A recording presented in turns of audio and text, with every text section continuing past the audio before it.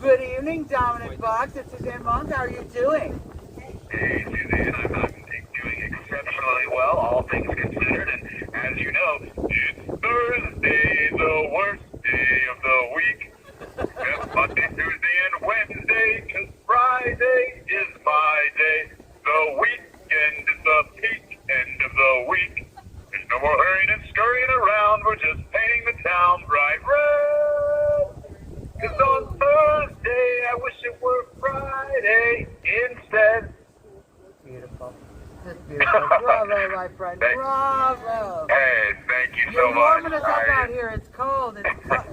It's cold as Nancy's left. You know what? Oh, goodness gracious! I've been watching the local news here in DC, and everybody that's outside is bundled up, and they've got these big, Eskimo-style coats on. So I can only imagine they've been doing some interesting stuff here in the jail. The day room, they've got the heat kind of cranked up, and they come and they test the temperature in here. Our cells are like ice boxes. Nothing like what you guys are experiencing out there, but I did want to say thank you. I can see just by looking outside, it's obviously frigid, but thank you guys again for being out there tonight. Yeah, we've heard they've been kind of roasting you a little bit, playing some games with the heating system a little bit. Yeah. No, I really don't understand how they do this. I was here last winter, and like everywhere was cold. Like in the day room, you could. I remember Chris Claglen and his mustache. You could see like the frost and like the what's the word? The mist coming. Like, it was so cold you could see your breath.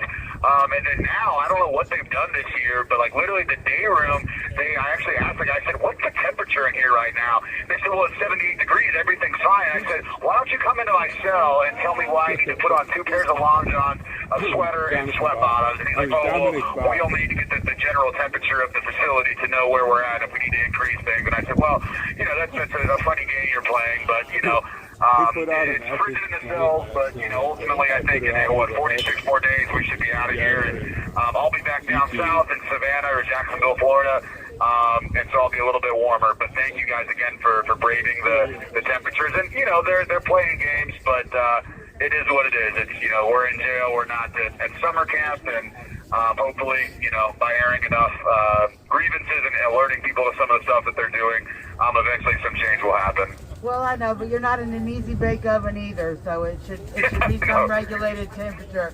I hear you guys have been, having some interactions with some of the other inmates. Please let them know that even once the January 6ers are out of this facility, Suzanne Monk will continue to work on the conditions in this facility. It will continue to be my mission as a DC resident to get this facility to humane, decent, American conditions where we treat people fairly and we feed them decent food and we don't freeze them and bake them back and forth. So please let your friends know.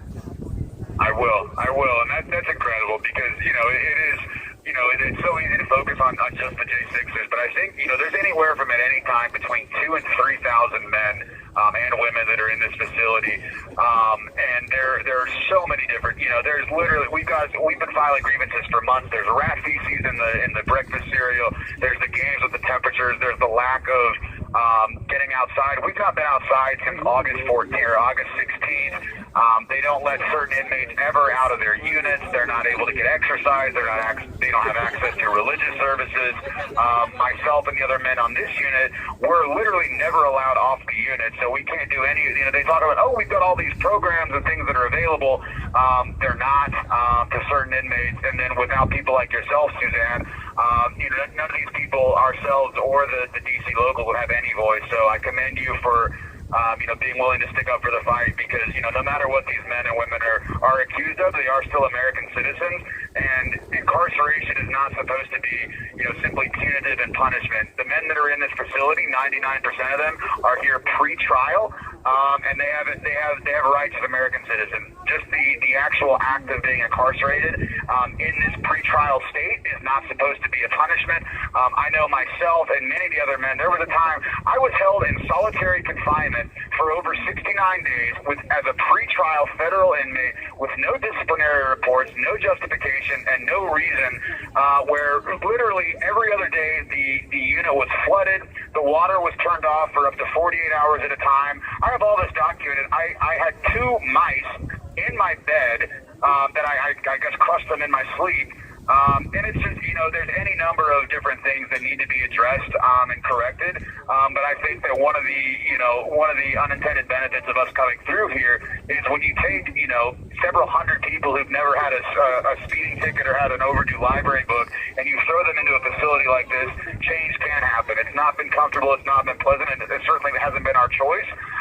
But our choice and obligations outside of this experience when we're finally done will be to impact prison and criminal justice reform. And I don't think they ever expected that. But I just finished an incredible book that Tom Jeffries from the Northern Neck Patriots Group sent me called Justice Denied, the United States of America versus the People. And, there's from top to bottom, the games that they play with defendants, people in the criminal justice system, if you've never been through it, you would never understand it. You would never even, and he describes it in his book. Most of the time, you wouldn't even care. You just assume that people are taken care of, and there's legal processes and standards that are in place. And the reality is, you can have an inmate handbook, you can have structures and guidelines, but if the people that are tasked and charged with, following those procedures don't, then what happens? People are left. People die in this facility all the time. There are overdoses. There are people that get stabbed, murdered, there are drugs, and an incredible amount of illegal narcotics that are in this facility, and that only comes by, I don't want to get myself thrown around on diesel therapy for talking about it, but I'll just say this, there's a lot that needs to be done, there's a lot that needs to be changed, and the people responsible for it are probably listening to this right now, and I would say shame on you. You know what you're doing, you know what you're facilitating, and the January 6ers and our friends like Suzanne Muck, the Freedom Corner Patriots, and the red-blooded Americans around the country listening to this right now will help affect that change, and I'll make it my mission to be a part of that change. Well, Dominic, I'll be here with you. It's so important. And look, the conditions that you're describing are not unique to this facility. They are actually systemic to the facilities of the Bureau of Prisons across the country, and we see these exact same conditions of bad water, bad food, mold, feces, pestilence, dilapidated buildings. There was an inmate who was taking a shower and half the ceiling nearly fell on him, right? So, it's these kind of things across the country. The system needs fixed, and I'm looking forward to you guys being out here with me. Well, let's get it done. Absolutely, and it's really unacceptable when, some of these correctional staffers, they're working mandatory, oftentimes overtime. They're pulling in 6 figures. This is not a joke. I mean, when I told my mom I've confirmed this by speaking with multiple staffers. Some of these staffers, some of these correctional officers, I'm not talking about administration, I'm not talking about the warden, I'm not talking about the deputy director. Literal correction officers are pulling in upwards of $200,000 while we're Look at the vehicles they're driving. We're never allowed outside. Look at the vehicles they're driving. The water's not regulated, and it's really just crazy. I'm not saying that the staff members that are charged with, navigating this facility don't deserve to be paid well, but if there's literally millions of dollars and much of the funding coming from the feds themselves, there needs to be higher standards, and people need to be held to account for what they've allowed to happen both here and around the world. And I also want to say, I know Chris Moyer, Brian Smith, Ed Richmond, and I believe some of the other men are actually in a county jail in Kentucky right now. And from what I've been told, there are between 23 and upwards of 30 men in a unit with 15 beds, meaning anywhere from 11 to 15 or more men are literally sleeping on the floor right now. It doesn't need to happen. I'm not just speaking about January 6th, but we have a serious over-incarceration problem in this country. Nonviolent offenders there are certain people that need to be in jail, rapists, murderers, kidnappers, serious, violent offenders certainly deserve to be in prison. But there's a lot of people that certainly don't need to be in prison.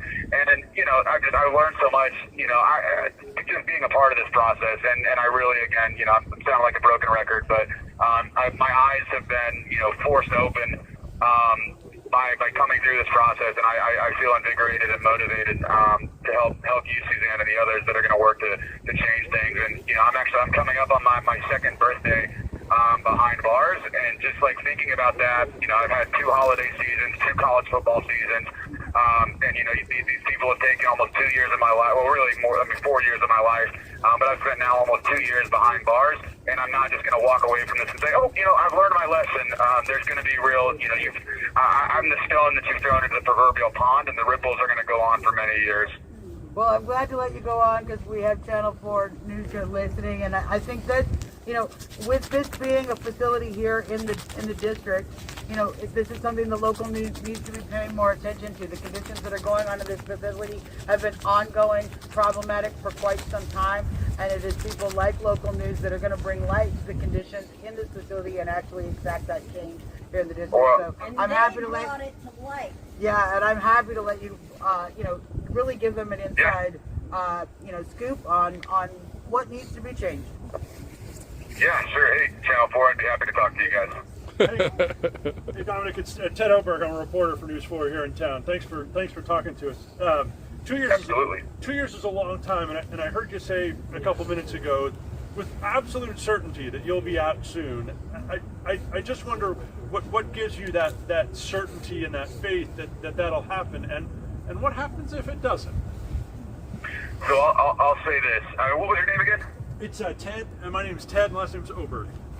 Awesome. Thanks, Ted. So I'll say this. President Donald J. Trump said that there were 3 things he was going to do on day 1.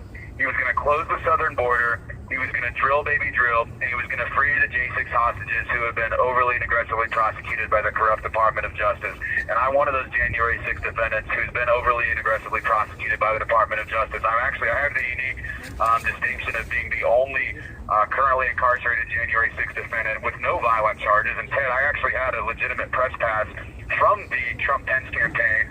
I was working on a story for the Savannah Morning News out of Savannah, Georgia, and I engaged in no violence. I engaged in, I didn't break anything. I didn't hurt anybody. And for, simply documenting a historic event and engaging in a couple chants, I've now found myself incarcerated for 18 months. And I'll say that, to answer your question directly, I take President Trump at his word. He's not like Joe Biden, who says things over and over again and then goes back on his word. If he says something, I take him at his word. I also believe, generally, there's a lot of, to give you, full disclosure, there's a lot of questions about whether, only, nonviolent defendants will be pardoned or violent defendants will be commuted. So I would say, one, I believe that, all of us have had our rights violated. As I heard my friends Greg Purdy and Robert Turner talk about, due process rights were violated. I was never even able and allowed to mention the fact that I had legitimate credentialed press pass. I was not allowed to mention the fact that I was working on a story with the Savannah Morning News. I wasn't able to mention my press credentials. But I say, I have the benefit of, I don't have any violent charges, so I believe 100% that I will be pardoned. And if not, I'll also say this.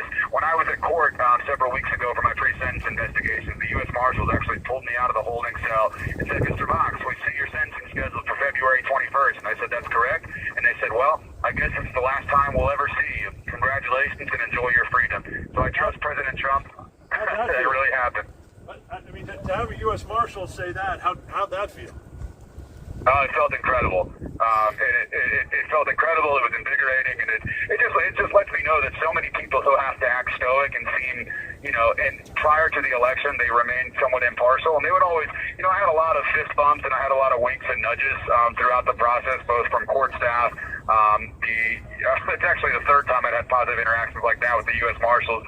But I think, the silent majority is starting to be a little bit more vocal. And I think You have 1 minute remaining. we're already at that 1 minute mark. But you asked me if it doesn't happen on day 1 and if it's not soon, I know it will come eventually. And I'm confident. I'm fully at peace with the things that I engaged in, but ultimately I trust President Donald J. Trump to keep his word, and I know that whether it's January 20th or some day, month, or year after that, my pardon will come. I'm not an insurrectionist, I'm not a domestic terrorist, and despite what various news outlets and people on the other side of the aisle have said about me, I know the truth will prevail, and I look forward to that day. We love you, Dominic. We love you. Thank you. my friend. Absolutely, guys. Dominic Xavier, box number 387287. Send me a letter, a book, a prayer, or support. Check out my writing on getsendgo.com/freedomj6. Instagram, not Dombox. Rumble, Chatham Free Press. Thank you, Ted, for coming out. God bless America. I'm glad we saved the cats and dogs. All right, Peanut. You said sweet.